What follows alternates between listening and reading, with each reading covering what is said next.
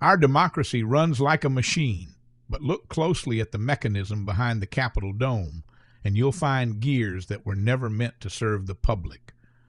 This is the Democratic blueprint, a look at how campaign finance broke the system and how we can rebuild it. Here's the core malfunction. Every signal a citizen sends, their vote, their voice, their vote, gets disrupted before it reaches policy.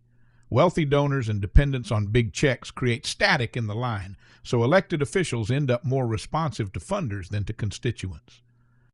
The Supreme Court sees corruption narrowly, as explicit quid pro quo, a bribe for a vote.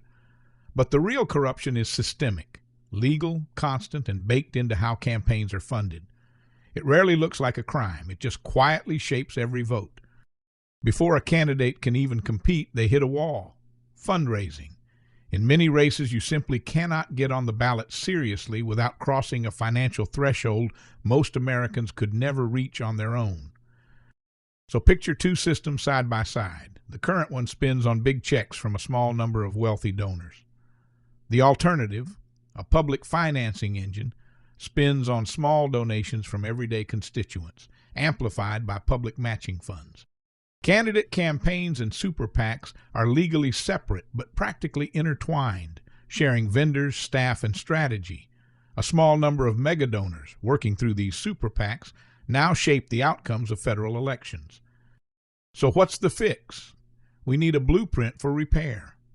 A three-tier approach that works at the foundational, federal, and local level simultaneously.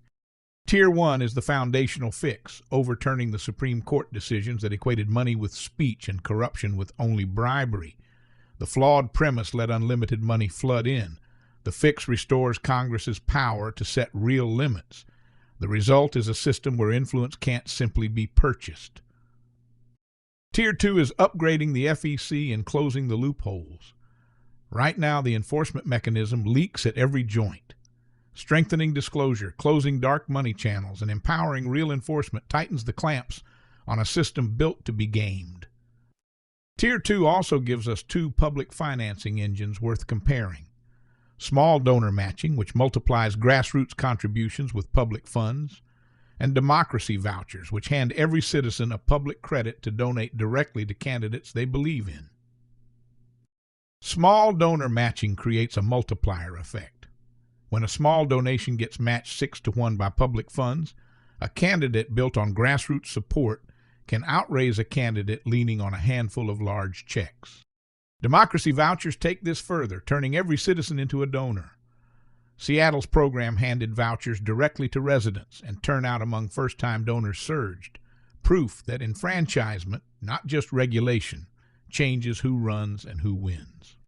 And Tier 3 is local. The direct action bypass.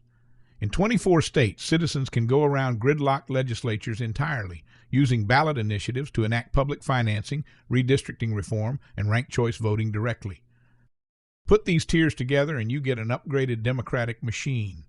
Gears turning in sync, voter preferences translating cleanly into policy, and a government that's accountable again. That's the blueprint. Now it's up to us to build it.